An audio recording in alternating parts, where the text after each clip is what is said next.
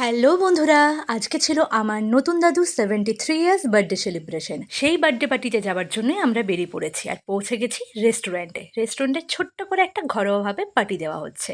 আর এই হচ্ছে বার্থডে বয়ের কেক আর বার্থডে বয়।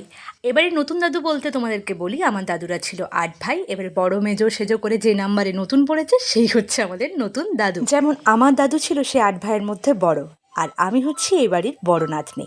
দেন কেক কাটা হয়ে গেল, আর কেক কাটার পর প্রথম কেক খাওয়ানো হবে নাতনিদেরকে। তাই প্রথমে দাদু তার নিজের ছেলের মেয়েকে খাওয়ালো, মেয়ের মেয়েকে খাওয়ালো, আর দেন আমি নাতনি আছি আমাকেও খাইয়ে দিল। দেন একের পর এক সবাইকে কেক খাওয়ানোর পর আমরা এখন বসে যাব ডিনার করতে। প্রথমবার আমি এই রেস্টুরেন্টে এলাম, অনেক দিন ধরে আসবো আসবো ভাবছিলাম কিন্তু আশাই হচ্ছিল না।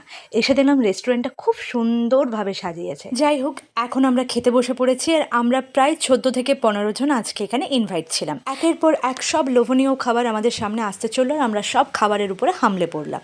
প্রত্যেকটা খাবার দুর্দান্ত টেস্টি ছিল।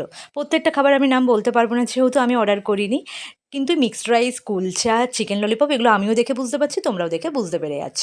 আর সব সাথে ছিল মশালা কোল্ড ড্রিঙ্কস। তো খাওয়া দাওয়া শেষ হয়ে গেছে, এরপর আমরা সবাই মিলে বাড়ি ফিরবো। তো সব শেষে আমি এটাই বলবো, তোমরা আমার দাদুকে অনেক আশীর্বাদ করো, বছর বছর যেন দাদুর এরকম আমরা বার্থডে সেলিব্রেশন করতে পারি। তো চলো আজকের মতন বাই বাই।